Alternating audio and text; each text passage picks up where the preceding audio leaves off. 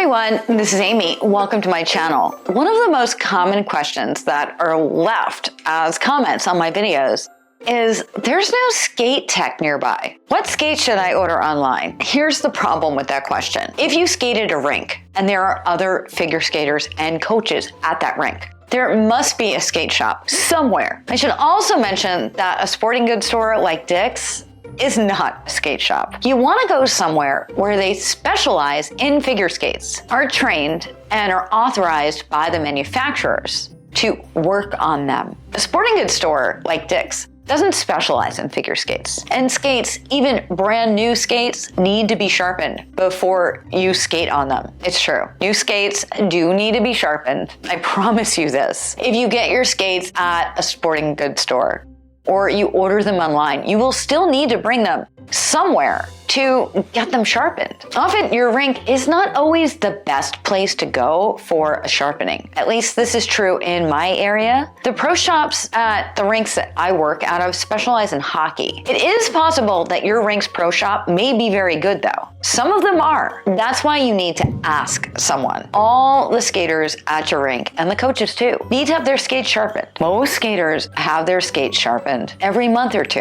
Ask them. Start with your coach. Every skater serious about skating should have a coach, even if it's just for group lessons. So ask them, and ask other skaters too. Where do they go?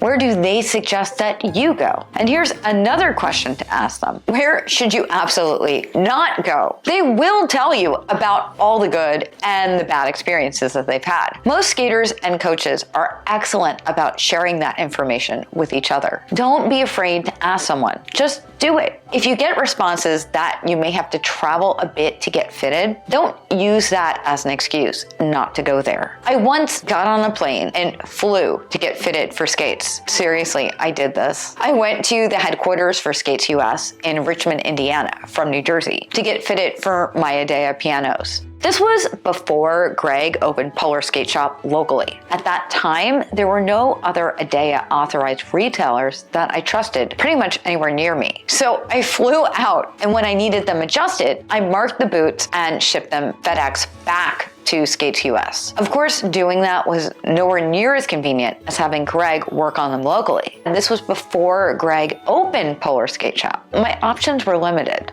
Still, Greg's shop is about 20 minutes away from me and 50 minutes from one of the other rinks that I coach out of. Skaters are used to traveling a bit because it's not like we all have a rink around the corner unless you're super lucky. Most of us drive a bit to get to our local rinks. Hopefully, you won't have to get on a plane to get your skates. You might have to drive a fair distance. Even a few hours is worth it because skates can be expensive. It's a significant investment that should last you for at least a year or much longer if your foot has stopped growing. Hopefully, if you do have to travel to a skate tech for a fitting, then have your regular sharpenings locally so that you don't have to make that long trip every time. But if the only option is really far for your regular sharpenings too, here are some options you can try. Some rinks have a skate tech that travels to their location on a regular basis. Talk to the other skaters and the coaches. Find out this information. It's also possible that you could even schedule a fitting one of the times that that particular tech is in town. Just contact them in advance, and they should be able to bring some options for you to try. Some rinks or clubs will assign each skating family a month where it is their turn to take all the skater skates to be sharpened. That way, each family doesn't have to drive frequently to go to the skate shop. I actually do this for a few skaters who have difficulty getting to Greg at Polar Skate Shop. Remember, one rink is about 50 minutes away from Greg, and some of my skaters live even further than that. So I just take their skates with me when I go for my own sharpening. That said, when they need to get new skates, they do need to find time to go to the skate shop on their own. Obviously, I can't sit in for them on a fitting. If you have no other options, some skate techs will do mail order sharpenings where you can ship your skates to them and they send them back. Obviously, this can be more costly, but again, ask at the rink and find out what the other skaters do. Before you buy skates online, be sure to check out all your other options. But What should you do if you absolutely have no skate shops, even in remote proximity to you? Discuss this with your coach. They know you and your skating best and can recommend what makes and models of skates may be most appropriate for you. Once you have a list of options, look at them online and see which will fit your budget. Next, you're gonna have to get your sizing. Most people don't get this right. How you do this will depend on which brand you are looking to purchase. Whatever you do, do not, I repeat, do not order the same skate size as your street shoe size. Skates do not run in the same sizing, and each manufacturer is different. With Adea, for example, if you're looking at Adea skates and you live in the US, I highly recommend reaching out to Skates US. They are the exclusive US importer for Adea. They will ask you for a foot tracing, which they use for a few purposes. Number one, for sizing and shaping your boot. Tracings are very useful when trying to find the correct length and when your location is an obstacle or when the length of the boot is correct but the width needs to be adjusted. They use the tracing. They'll instruct you to wear thin skating socks like those that you wear when you skate and stand on a hard surface with all your weight on the foot being traced. When you land or spin, your weight is more on the toes than the heel, so you want to be sure that you're standing with your weight over the ball of your foot and not leaning back on the heel. Have someone trace your foot using a pen, pencil, or something similar that traces a thin line.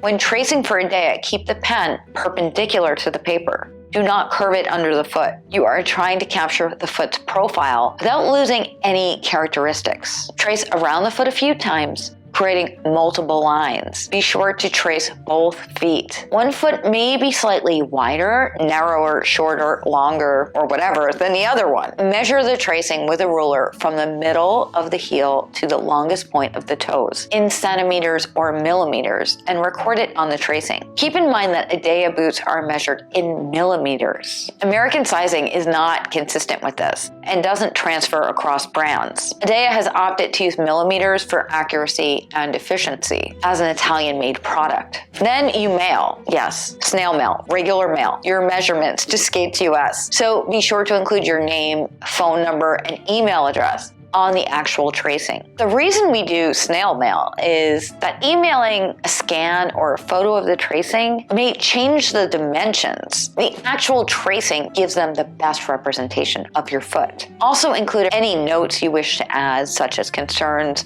or prior issues you may have had with shaping. The more information you can provide them with, the better they can assist you. You can find a link to Skates US in the description down below. Traditional skates like Jackson, Rydell, and Sport also recommend that you take a foot tracing, but their process is a little bit different. Adea skates work very differently from most traditional skates like Jackson and Rydell. In most traditional skating boots, as you bend your knee, the top of the boot is pressed forward and the ankle areas in the boot will bend with it. But with Adea skates, the primary support is lateral. The sides of the boot do not bend, only the tongue does. So the fit is slightly different.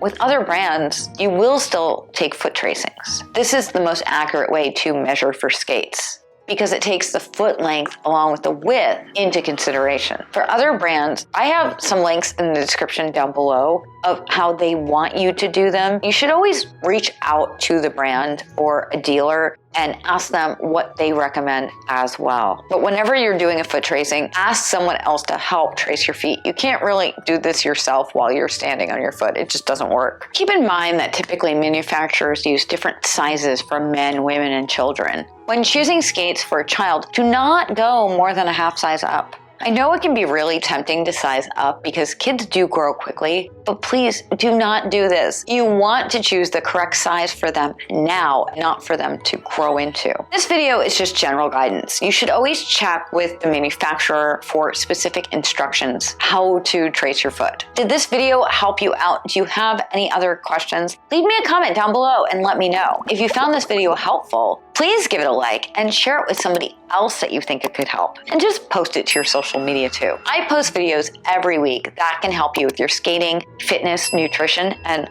live a better life. So remember to subscribe and ring that bell so that you never miss a video. This is Aimée. Happy skating. I will see you real soon. Thank you for watching. Bye.